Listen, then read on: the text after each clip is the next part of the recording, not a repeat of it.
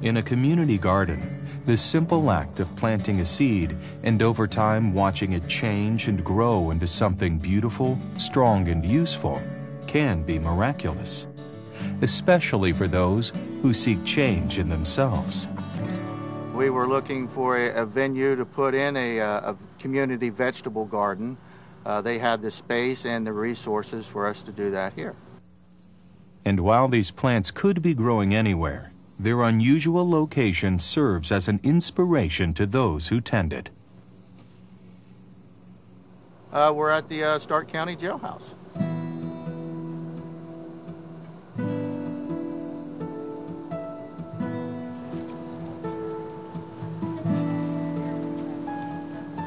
They ripped it all up, tilled it, and then it just looked like a giant plot of dirt.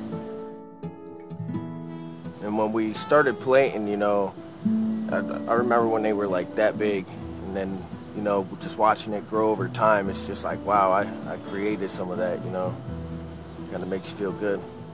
I noticed that while they were doing the plantings, they were actually smiling while they were doing it, and that's a huge plus, I think.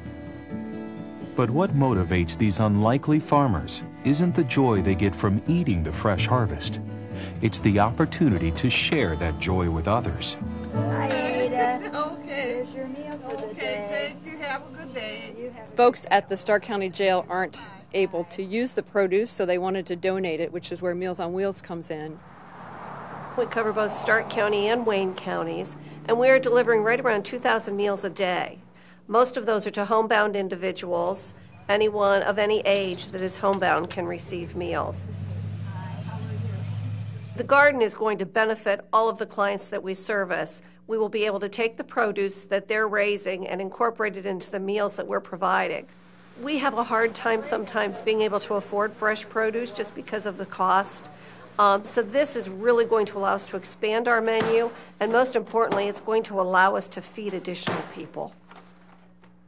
But a program this unique requires the unity of several different organizations. The garden project at the Stark County Jail is really a collaboration amongst several partners. The Stark County Sheriff's Office with the Stark County Jail, Ohio Farm Bureau, OSU Extension Stark County, and Meals on Wheels of Stark and Wayne counties. It's unbelievable to me that all of these different agencies were able to come together and everybody was able to bring something into the program and make it what it is. It's really, truly unbelievable.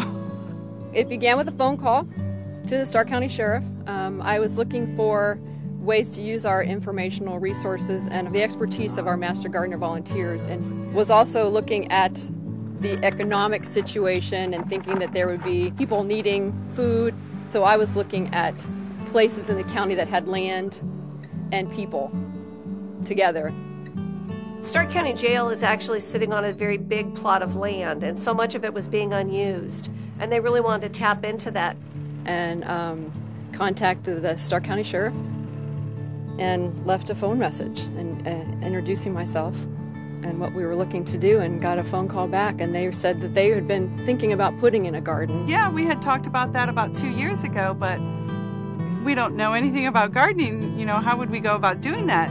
And she had people who could help us and resources, and we had meetings.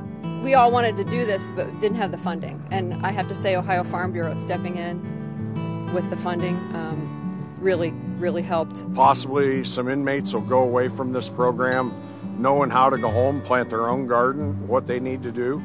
So I think that plays into Farm Bureau's mission and goals. It's not planting field corn or soybeans, but still it's agriculture. The ones that have worked in the garden really have a great sense of worth. They feel responsible. They feel great being able to give back to their community. And it's a learning process for them too. Does it hurt to plant to spray them in the sun in the middle of the day?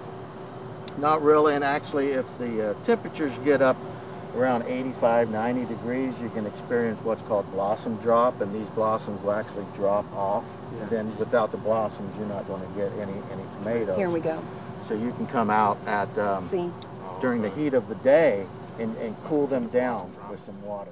And typically, I've been thinking about on my own, maybe next summer I might try and start my own garden just to do a little things. I know it wouldn't be much, but it would help them out. I know every little bit counts.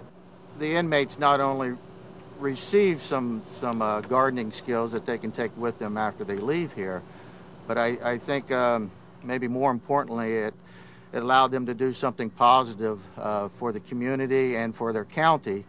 And that's, I think, something that will influence them not only now, but also in the future. Yep.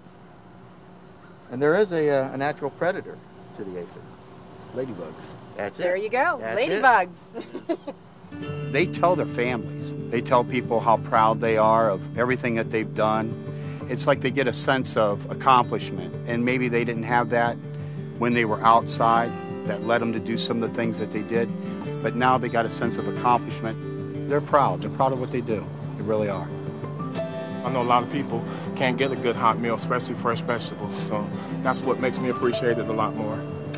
So it's kind of like a blessing in disguise to get a chance to work here in the garden.